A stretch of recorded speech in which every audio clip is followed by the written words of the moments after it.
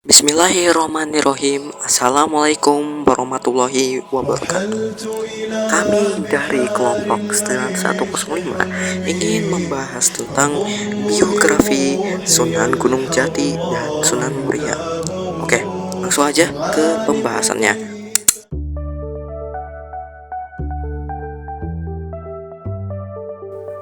Sunan Gunung Jati lahir dengan nama Syarif Hidayatullah atau Sayyid Al-Kamil, adalah salah seorang dari Wali Songo. Ia dilahirkan tahun 1448 Masehi dari pasangan Syarif Abdullah Umdaduddin bin Ali Nurul Alam dan Nyai Rara Santang, putri Sri Baduga Maharaja Prabu Siliwangi dari Kerajaan Pajajaran, yang setelah masuk Islam berganti nama menjadi Syarifah Mudaim.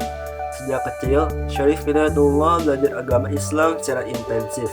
Sejak berusia 14 tahun dari para ulama Mesir, ia sempat berkelana ke berbagai negara. Menyusul berdirinya Kesultanan Bintaro Demak dan atas ulama lain, ia mendirikan Kesultanan Cirebon yang juga dikenal sebagai Kesultanan Pakuwati. Sunan Gunung Jati adalah satu-satunya wali Songo yang memimpin pemerintahan. Dalam berdakwah, ia menganut kecenderungan Timur Tengah yang lugas. Namun, ia juga mendekati rakyat dengan infrastruktur berupa jalan-jalan yang menghubungkan antar wilayah. Raja Pakuan di awal abad 16, seiring masuknya Portugis di Pasai dan Malaka, merasa mendapat sekutu untuk mengurangi pengaruh Syarif Hidayatullah yang telah berkembang di Cirebon dan Banten.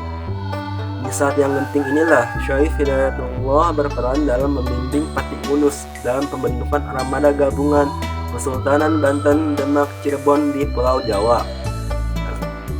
Kegagalan ekspedisi Jihad II Pati Unus yang sangat fatal pada tahun 1521 kemudian memaksa Syarif Hidayatullah merombak pimpinan armada gabungan yang masih tersisa dan mengangkat Tubagus Pasai sebagai panglima berikutnya, yang menyusun strategi baru untuk memancing Portugis bertempur di Pulau Jawa, menggantikan Pati Unus yang syahid di Malaka.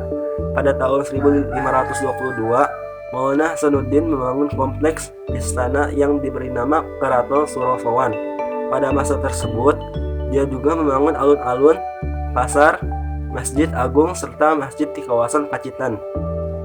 Sementara yang menjadi pucuk umum penguasa di Wahetan Pasisir adalah Arya Suryajaya, putra dari Sang Surosowan dan paman dari Maulana Hasanuddin. Setelah meninggalnya Sang Surosowan pada 1519 Masehi, Arya Suryajaya diperkirakan masih memegang pemerintahan Wahetan Pasisir hingga tahun 1526. Pada usia 89 tahun, Sunan Gunung Jati mundur dari jabatannya sebagai pemimpin karena ia hanya ingin menekuni dakwah. Kekuasaan itu diserahkan kepada Pangeran Pasarean.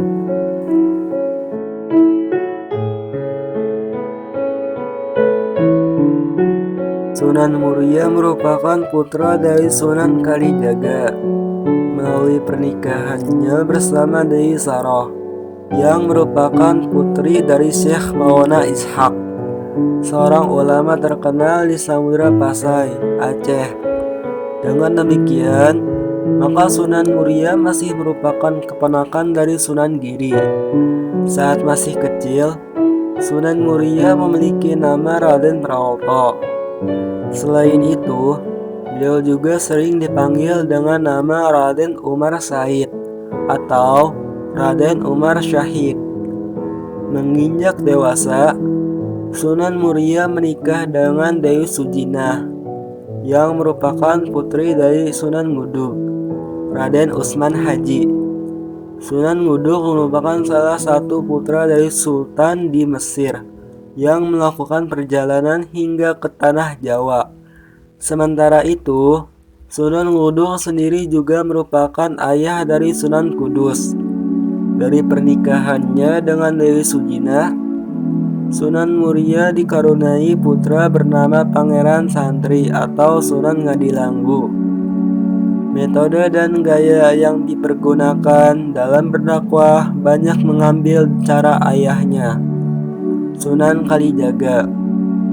Berbeda dengan sang ayah yang tinggal di daerah kota atau tempat yang cukup ramai, Sunan Muria lebih suka tinggal di daerah yang sangat terpencil dan jauh dari pusat kota untuk menyebarkan agama Islam.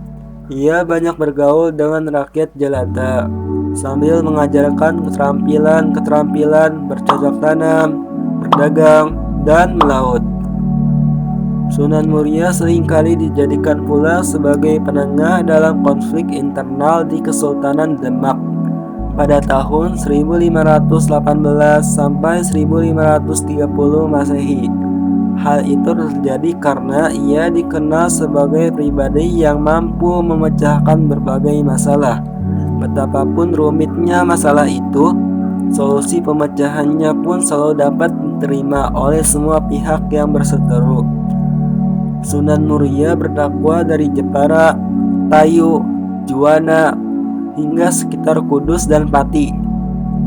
Salah satu hasil dakwahnya lewat seni adalah lagu Sinom dan Kinanti. Demikian sekilas riwayat hidup Wali Songo, para penyebar Islam di tanah Jawa dan Nusantara. Mereka memiliki kontribusi yang sangat besar dalam proses penyebaran Islam dan pembentukan komunitas Muslim Indonesia. Bahkan mereka juga memiliki andil besar dalam pembentukan kesultanan di tanah Jawa dan Nusantara. Bila ada kata yang kurang berkenan, kami mohon maaf sebesar-besarnya. Semoga apa yang kami sampaikan berguna untuk diri saya sendiri dan banyak orang pada khususnya. Wassalamualaikum warahmatullahi wabarakatuh.